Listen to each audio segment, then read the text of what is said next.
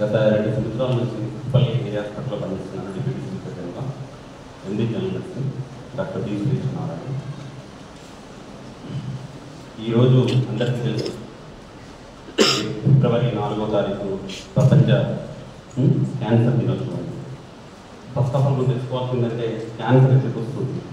క్యాన్సర్తో దాదాపుగా ప్రపంచవ్యాప్తంగా 1 కోటి మంది, అంటే దాదాపు 10 మిలియన్స్ కన్నా ఎక్కువ మంది ప్రతి సంవత్సరం క్యాన్సర్తో బాధపడుతూ ఉన్నారు.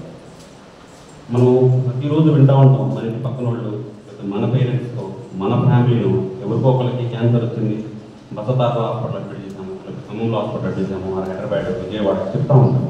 బట్ క్యాన్సర్ అనుకో లైట్గా తీసుకుంటూ ఉంటాం. ఫస్ట్ క్యాన్సర్ ఎందుకు వస్తుంది, క్యాన్సర్. నెక్స్ట్ సెకండ్, క్యాన్సర్ రాకుండా మనం ఏం చేయాలి, ఏం ప్రివెన్షన్ చేయాలి, క్యాన్సర్ రిస్క్ ఫ్యాక్టర్స్ ఏంటి, ఎందుకు వస్తుంది క్యాన్సర్ అనేది తెలుసుకుంటే కొంతవరకు అవేర్నెస్ ఉంటుంది మనకి. అసలు క్యాన్సర్ అంటే ఏంటి, ఎట్లా డిఫైన్ చేయాలి క్యాన్సర్.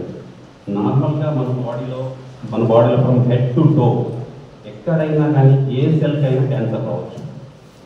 క్యాన్సర్ రావడం అనేది బాడీ నుంచి, అంటే పైన ఉన్న స్కిన్ నుంచి కింద టో వరకు కూడా క్యాన్సర్ వచ్చే ఛాన్స్ ఎక్కడైనా ఉంది. క్యాన్సర్ అంటే ఏంటి అసలు నార్మల్గా? Cancer is nothing but abnormal growth of cells. అంటే నార్మల్గా మన బాడీలో ఉన్న సెల్స్ అబ్నార్మల్గా గ్రో అవుతాయి. అంటే normal cells they will become abnormal ఎందుకు అవుతాయి? రీజన్ ఏంటి అబ్నార్మల్ అవ్వడానికి? అంటే సంథింగ్ ఈజ్ హ్యాపెనింగ్ రాంగ్, అంతే కదా. నార్మల్ సెల్స్ అబ్నార్మల్ అవుతున్నాయి. ఎందుకు అవుతున్నాయి అబ్నార్మల్? సమ్ కార్సినోజెనిక్ ఏజెంట్స్ మన బాడీలో వస్తున్నాయి. సమ్ కార్సినోజెనిక్ ఏజెంట్స్ అంటే క్యాన్సర్ని కారకం చేసే కొన్ని ఏజెంట్స్, కెమికల్స్ మన బాడీలో ఎంటర్ అవుతున్నాయి. ఎందుకు వస్తున్నాయి అవి? ఫస్ట్ ఆఫ్ ఆల్ మన ఎన్విరాన్మెంట్ని మన ఆక్యుపేషన్ని హజార్డ్స్ని చేసుకోవడం వల్ల ఇది వస్తుంది. ఎన్విరాన్మెంట్ చేంజ్ అవుతుంది. ఎందుకు అవుతుంది? మెయిన్గా కెమికల్స్ వల్ల. అంటే మన భారతదేశం కానీ ప్రపంచవ్యాప్తంగా చూసుకున్నట్లయితే ఎన్నో హెవీ ఇండస్ట్రీస్ ఉన్నాయి, హెవీ కెమికల్స్ ఉన్నాయి. ఆ కెమికల్స్ వల్ల చాలా వరకు క్యాన్సర్ కారణం అవుతుంది.